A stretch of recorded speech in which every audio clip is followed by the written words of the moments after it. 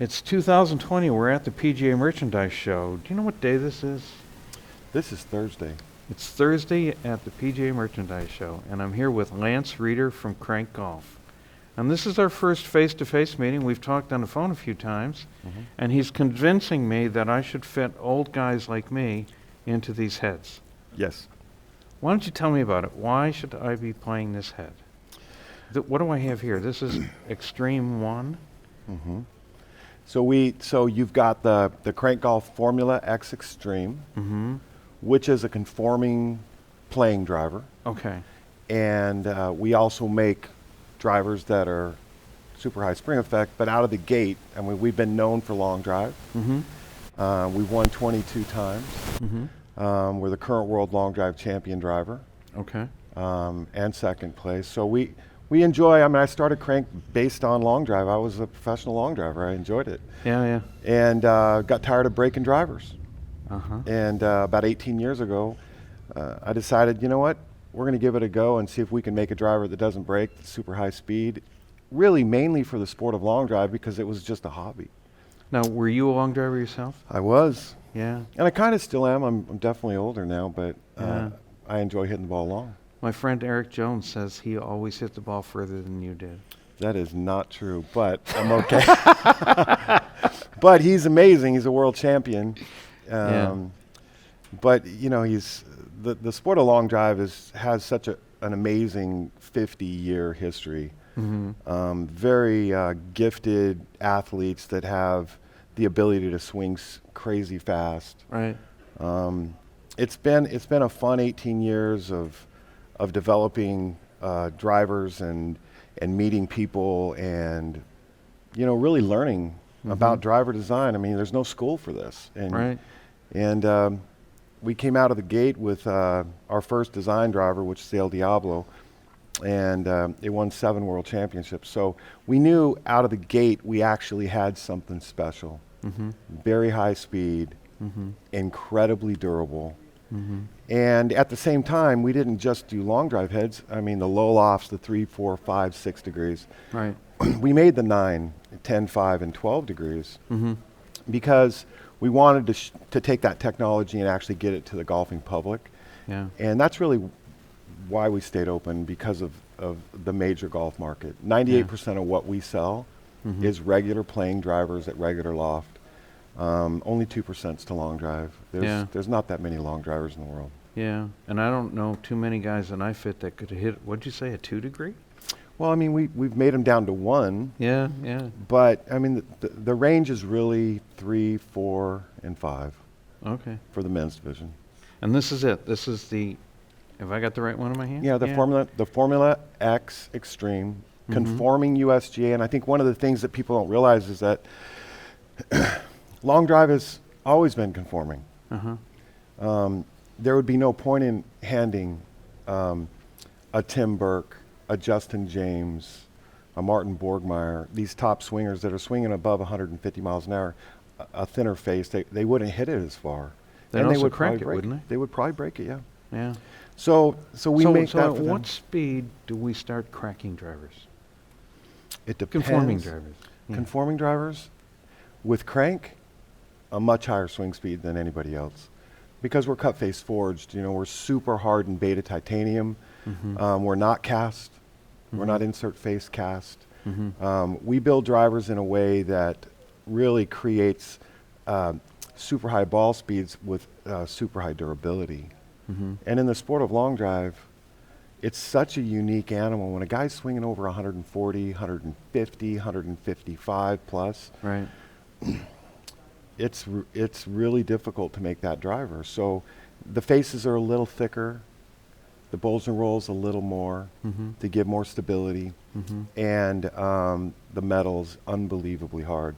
So because we're cupped, right, and we're able to really give a lot of surface support and durability for the driver. So our drivers don't break in long drive. Okay, so as you mentioned, long drive is like this much of the market. Oh yeah. All right. So when the college kids come in to me and they're swinging 115, 120, 125 miles an hour, Yeah. how long is their OEM head gonna last? Not long. And that's a fact. Yeah, so that was the question I was trying to ask before is, durability, if I'm swinging over 115 miles an hour, how often should I be changing my heads? Well, here's the truth. There's something called bulge and roll. Mm-hmm. And bulge and roll assists you in gear effect and spring effect. Mm-hmm. And as you hit a driver, that face becomes flatter and flatter and flatter. So even if it doesn't show a crack, if you're swinging above 115, 120, 125, I mean, these new young guns that are out there are moving that face. And they don't really know it. Mm-hmm. I mean, I've had PGA pros walk in with drivers, or PGA pros that have made over $15 million on the PGA Tour. They walk in with drivers going, man, I'm just not hitting this one that good anymore. And I pull up a bulge and roll gauge, and it's moved from an 11 to an 18. And I go, well, of course you won't hit that. And they go, what's that? Yeah. So here's an issue. I mean, after a conversation we had last week, I started looking around for bulge and roll gauges. Yeah, they're hard to find. Yeah, I made them. Yeah, I had to make them. Monder's not making them anymore. Monder is Golf Mechanics, right? Right, yeah, they're not. Yeah, so he and I have engaged in a conversation about They're a hot bulge commodity. and roll gauges. Yeah. Yeah. So Everyone should have one. so what I'm thinking of is you get one of those little wire things, that carpenters use to profile something. You just put it down there and kind of profile a new one, and then you go and look at that and see if that profile is still there on the one that the guy's hitting at the moment. I mean, I really think it's important to understand what the difference is with Krank over a majors driver or a cast insert face driver. Our entire roots are based on extreme durability at extreme swing speeds. Mm-hmm. And the truth is, we've dominated long drive for so long because we tested and developed drivers in that swing speed range. And once we established that, it became quite easy to just thin the face, right? And increase loft and decrease bulge and roll a little. And utilizing the same metal, the same head, we were able to generate conforming playing drivers that were incredibly fast and incredibly durable. And so really that was the transition with Krank, was to say, oh, we're dominating long drive, but we can make a driver that I can hand a guy swinging 125, and I've done it many, many, many times. I mean, we get calls from guys going, hey, I'm sponsored by a major, but I can't keep breaking 2 drivers a week. And they said, call Krank. I said, great. We'll give you a driver. We go down to 7.5 degrees in our conforming, and we're adjustable, legitimate adjustment. And let's go out and have some fun. And it's remarkable. I mean, we've got guys that are hitting our conforming playing driver 2-3 years. Yeah. Same driver.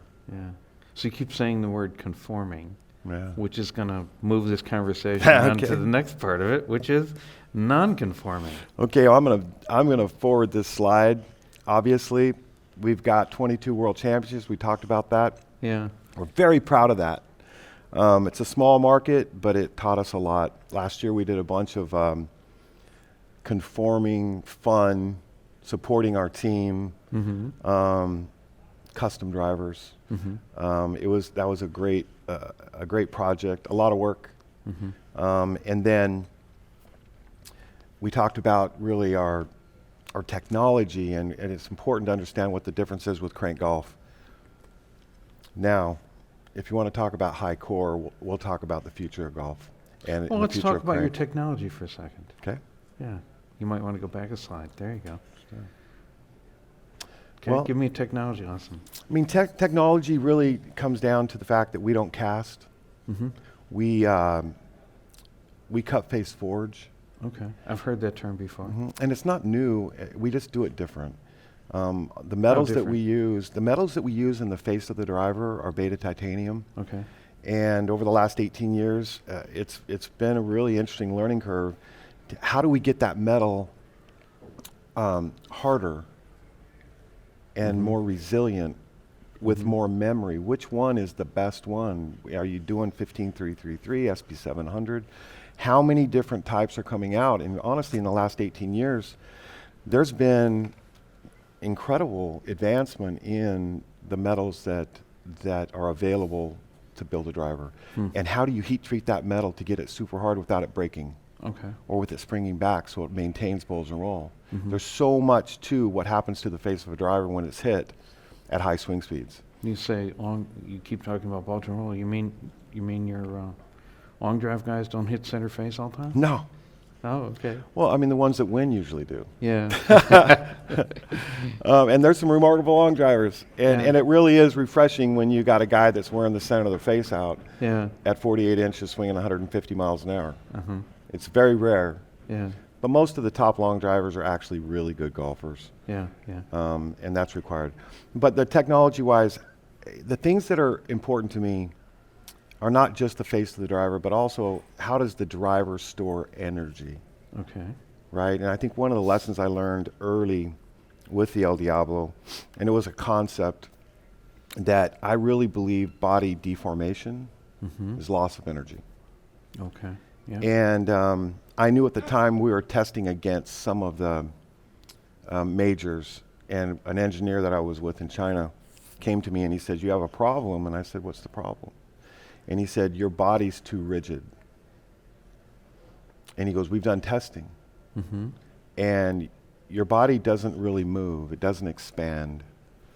And at this time, we'd already won, I think, 3 world championships. Yeah. And he said, "You got to fix that." And I said, "Why do I have to fix it? It's the fastest driver I think anyone has ever tested." I mean, the USJ put it on a review for 9 months. True story. They called and said, it's completely conforming and we're not sure why it's this fast. And don't tell us. We want to figure it out. And I said, okay, all right. So they took it off the, they didn't take it off the conforming list. They actually said, we're leaving it conforming because it's fully conforming. So I knew at that time that body rigidity was a big issue. If body rigidity wasn't a big issue, why would companies put bars in their heads to stop deformation of body? I mean, I've been preaching this for 18 years, right? Right, I get it. And so when you have a cupped face, and really the face is cupped, the entire surface of the face doesn't have an insert. It gives tremendous support by being cupped. So it's not just the metal, but it's also keeping the weld off of the head. But when you build in stabilizers, louvers, raised sections, which we've done from the very beginning, build in tremendous body rigidity, so when you put the face on, it's super hardened beta titanium, you're able to really high-level plasma weld because you know that's going to be your weak spot. And once everything comes together, metal hardness, bulge and roll, cup face, beta titanium, body rigidity, and then all the other balance points that you need with your head, it stores energy forward in the head and it releases back to the ball quicker. Okay. And that is the key. And so we really don't. So if your body is soft, the head's just going to move into the body. It is. And if the body. You can test the head on a CT machine. And it'll be conforming. But if the body is soft, a CT machine isn't hitting it hard enough, is it, to actually get into the body? CT is such an interesting subject. I mean, I've owned CT for as long as it was created. In the sport of long drive, we did something that the PGA Tour just started this year, and we've been doing it for over a decade. Right. And that is that we test a used head. In the sport of long drive, when you have new metal on CT, and remember, CT is only an emulation of core. Right? So they created the pendulum tester to make it more convenient to travel with. They can't carry around a Canon tester in a cage that weighs 2,000 pounds. So they created this based on a new metal state, and the old rule, 4-1B, stated any head tested conforming new can never be deemed non-conforming. But that's different now. That's why you're seeing heads fail on the PGA Tour, because due to wear, they call it, that if that CT goes above 257 in a used state, it's now broken due to wear, and they pull it, right? So CT is that why we're getting these heads pulled this year? That's right. Yeah. All of these heads are conforming when they're new. Correct, but when you hit a metal, especially at the speeds that some of these PGA pros are hitting them, and they're repeatedly hitting them, Right. and they're hitting a cast head, it's going to continue to flatten. And what happens when it flattens a little? The CT number goes up and up and up and up and up and Yeah, up. yeah. It never goes down, Yeah, and when it breaks, it goes even higher. yeah. So if you're picking heads to go out on tour and you pick your absolute hottest heads and you put them in the tour van, Yeah. then you're not too far away from that head going over the line, are you? You're not. They can't do that anymore. Yeah. That's new, but in long drive, they've been testing new and used. You could be in the World Championship, Mhm. and they can test your head. You can hit 8 balls with it, Mm-hmm. and it's now 6 balls going forward. But you can walk off off the platform, and they can grab it from you and test it again, Oh, really? and again, and again, and again. Yeah. They can do it as many times as they want because they've been testing in new and used state for all these years. So we knew not only CT's really interesting, but we knew that we couldn't push CT for the highest swing speeds in the world because they really didn't hit the ball faster anyway, and some of them hit the ball slower. I can tell you, like for instance, with Justin James, his highest ball speed with our driver at our metal hardness and at the type of driver we make is about 235 to 237. Well, 257's max. Why wouldn't I put him higher? Because once he gets up to 245, his ball speed starts to go down. And why would I put him in a driver that's slower? So that's how it works. So I'm trying to put this together, which says that the springiness of the face, for those that don't understand the term CT, that the springiness of the face is the ideal spring on the face is swing speed dependent. Correct. Okay, so if I'm swinging at incredibly high speeds, as you say, 140, 150 miles an hour, I don't want this pushed out to 0.83. No, it won't respond back. There is no metal in the world or any material that we know of that justifies me handing Justin James a driver that's any higher than 240. And I think of CT numbers, so I think of coefficient of restitution numbers. Right. What would that be? Probably 0.79. No 7, kidding. 8. Yeah, Yeah. 0.79. 7.8, 7.6, Yeah. 7.7. So 0.83, which is the number that I'm thinking about all the time, that's not even. It's not relevant. It's not yeah, relevant. It's not on the map, basically. It's not, because if I gave him a 0.83, he would hit the ball slower. He would push the face even at our metal hardness. I mean, our metals are 4.5 times harder than any cast driver. Yeah. So it's just the way we developed our company. I mean, when you make drivers for the fastest guys in the world, it's quite easy to make drivers for everyone else. Do you make fairways? We do. Yeah. Yep. Fairways and hybrids. You know, I see more fairways exploded along here, especially the kids, Yeah. right? Than I see drivers, but I've seen them blow the heads right off the drivers. You know, I wouldn't say that. When I say heads, I mean I've seen them blow the crowns off. well, I mean, we're 100% titanium. Yeah. If I believe in energy storage and body rigidity, Mm-hmm. how can I put a composite on it? Mm-hmm. I lose that. Mm-hmm. There's no way to store energy if your head isn't sealed, Gotcha. right? And so we're 100% titanium. That's the way we roll. We do what we do because we win. Yeah. And if you keep winning, then you keep doing what you're doing and improving slowly on that process and discovering really.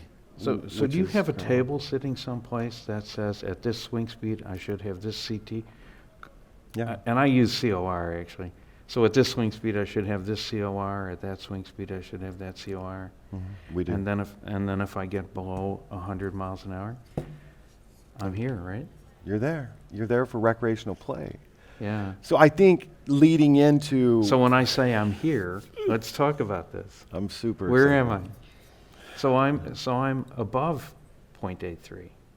You're way above it. Yeah. And remember, the USJ doesn't really use core now. They use CT. Right.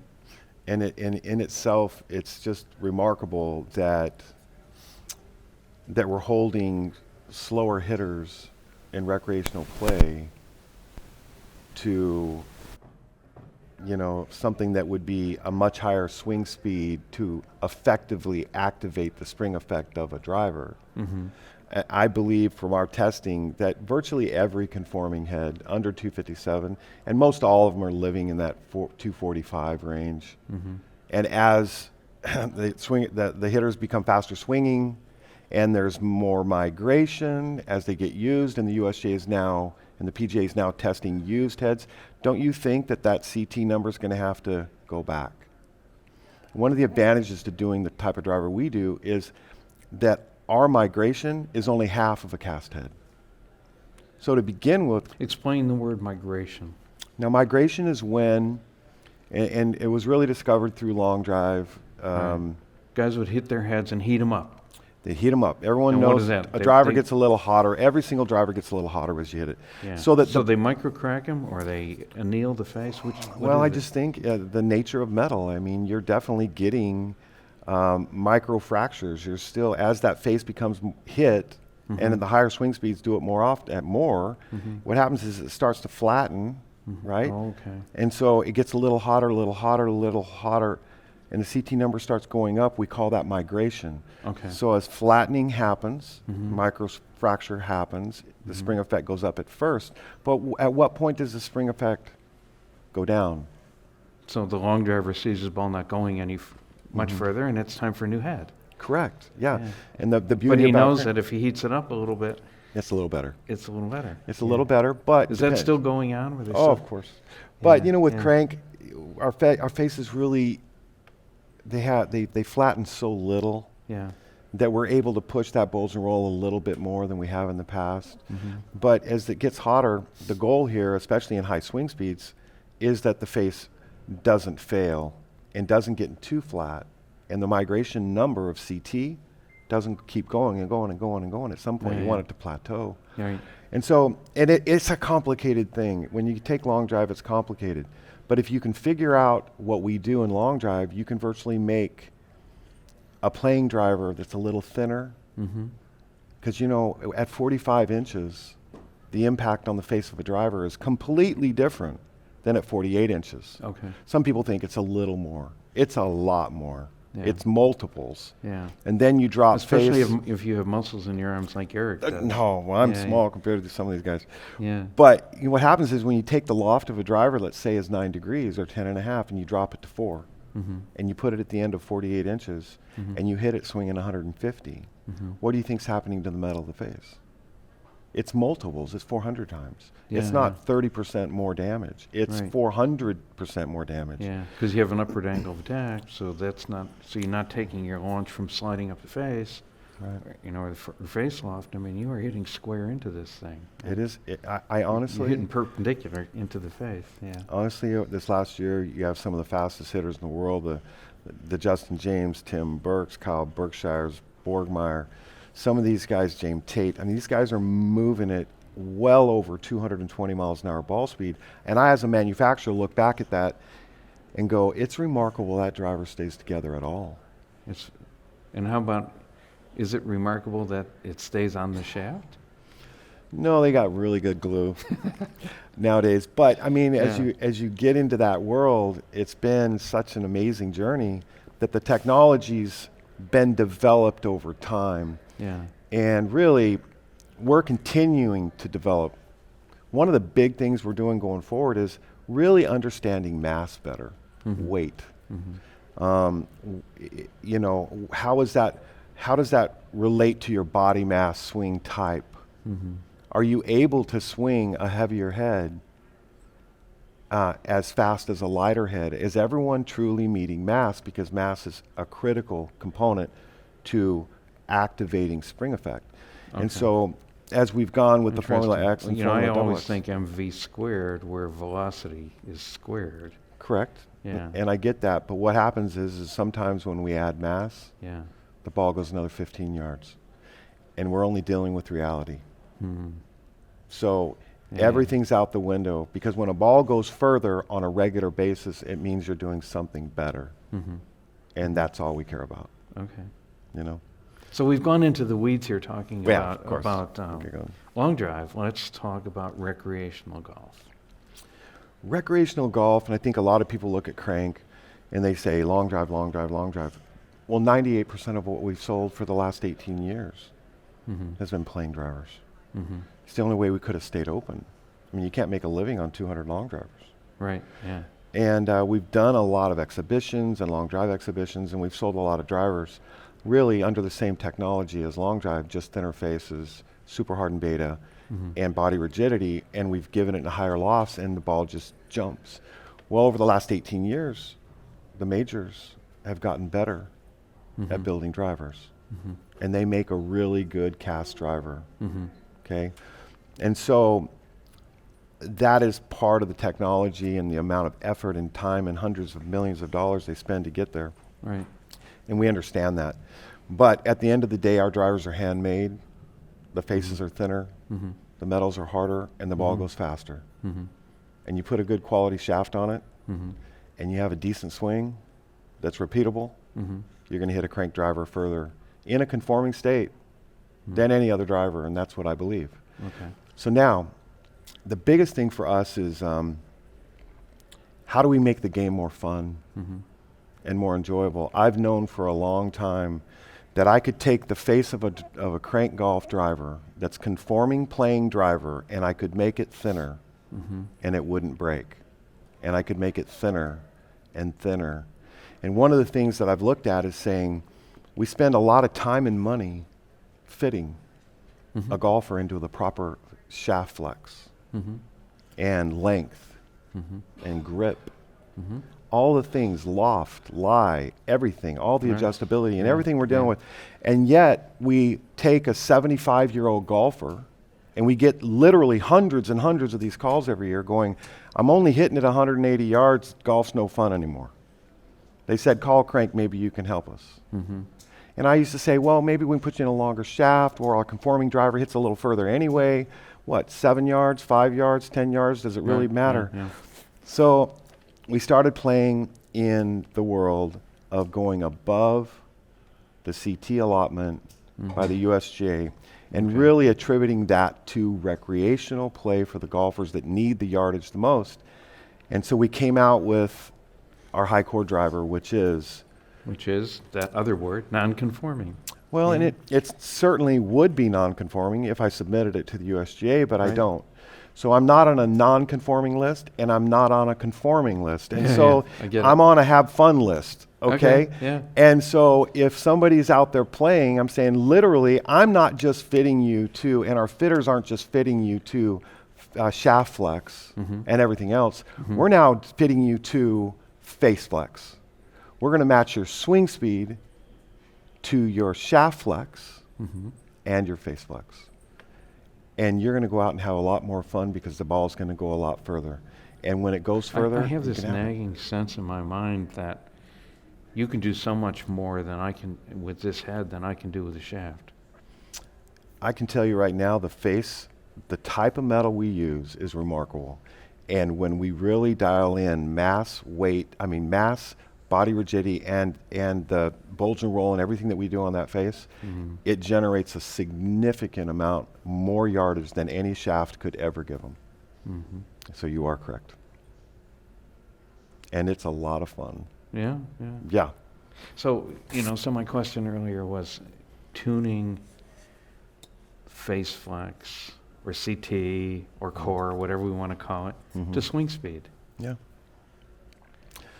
Well, if I was manufacturing my all Krank heads on a daily basis in my own factory sitting in Arizona, we really could dial in face flex in a small range of 10 to 15 miles an hour, like we do shafts. But it's not feasible right now. So really where we are is we're saying, with the technology we have and the metals we know of, which is high tech. Yeah. And it's amazing. Extreme metals. Extreme in metals. terms of metal technology. Okay, so go ahead. Sorry to interrupt. No, I know that once we get to that 105 mile an hour swing speed, and slower, because I believe in our testing that virtually every conforming head performs its best at about 115 miles an hour swing speed. So maybe 105 is the threshold. Well, 105 with the metals we use, we know even at 110, our high-core driver, which we a high CT driver, a high spring effect driver, is really around 320 CT. And remember, 257's maximum. So we know at the metal thickness that we use that we have remarkable distance gains for under 105 miles an hour. So no longer is a golfer that's swinging 100 or 90 or 80 being forced to hit the face flex of a driver that's really rated for 115 or 20. Yeah, yeah. I mean, what is a 75-year-old man hitting a driver face flex that's really rated for Dustin Johnson? Why would that make sense? We're not putting him in a stiff shaft. We're not putting him in an extra stiff shaft. Right. He's hitting a senior flex shaft. Yeah. He should have a senior flex face. I just had my 71st birthday. You know, my swing speeds are mid-80s. It's still good. On a good day. Yeah. It's good though. Yeah. Both shoulders have been, both shoulder tendons have been fixed. So I'm in the mid-80s. Yeah. Sometimes I'm a little below the mid-80s. So if I've got a head that's good for under 105, is it down to my range? It is, and I think, with the Formula XX Extreme. Now, what am I looking at here? This is the Formula XX Extreme. Okay. It's exactly the same driver as the Formula X Extreme. Yeah. It just has a thinner face. Okay. Right? And that thinner face creates more spring effect at slower swing speeds. So we know at 105 down, and especially from 105 to 80, 85, it's remarkable. Okay. But what happens when you get 85 or lower? That's what I need to know. Is there where, room? Where are we going? Where are we going next year? For me. Well, next year we're adding a new driver that's really a super high core. It's meant for people that swing 80 or under, and you can push it to 85. It's a much thinner face, so it'll be about 370 CT, and we're adding a weight port to manage mass because mass is critical. Okay. And so you're going to be able to say, hey, you know what, with a simple weight change or a weight add, you can add more mass. And really, we're becoming a swing speed specific company that if you want to play conforming, play conforming. Right. But if you want to have more fun and recreational play, play for fun. Increase the yardage. I mean, does a guy that hits at 320 really need more yardage?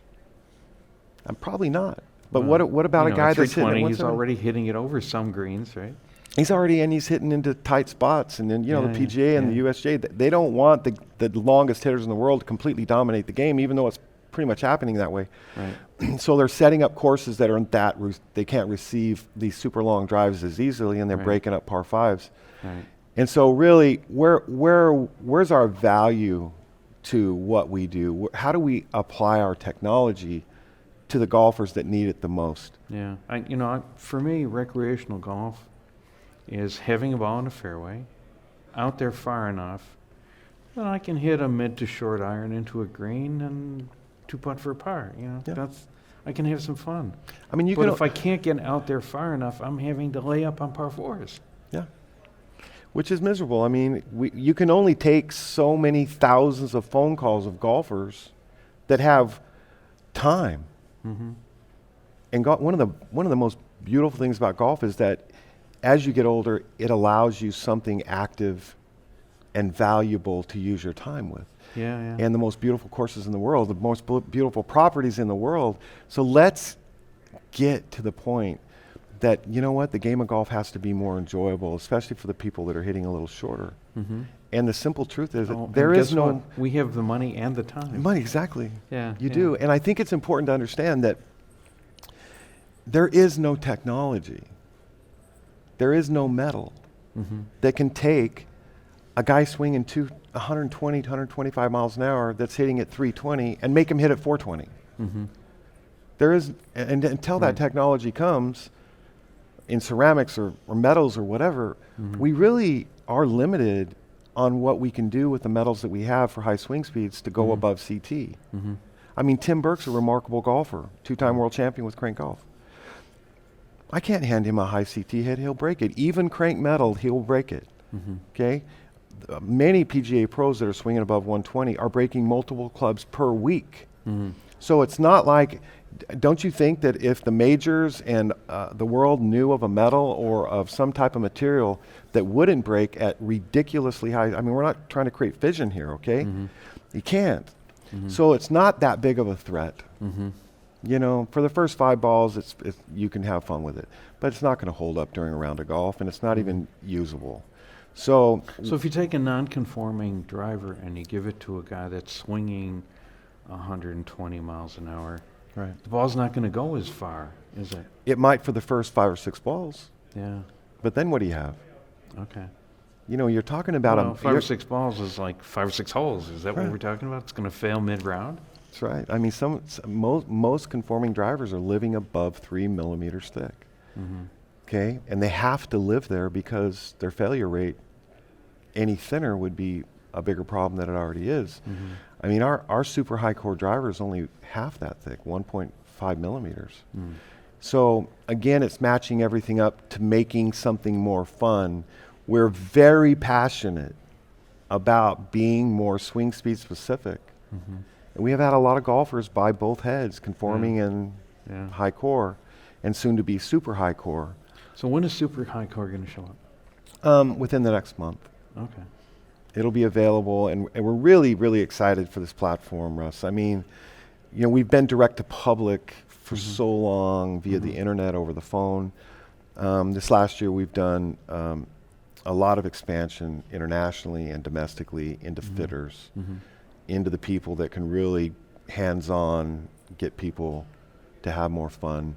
This is the biggest untouched market in the world, and certainly in America. And it's a little risky. I'd like to give you an invitation. When super high core is available, Okay.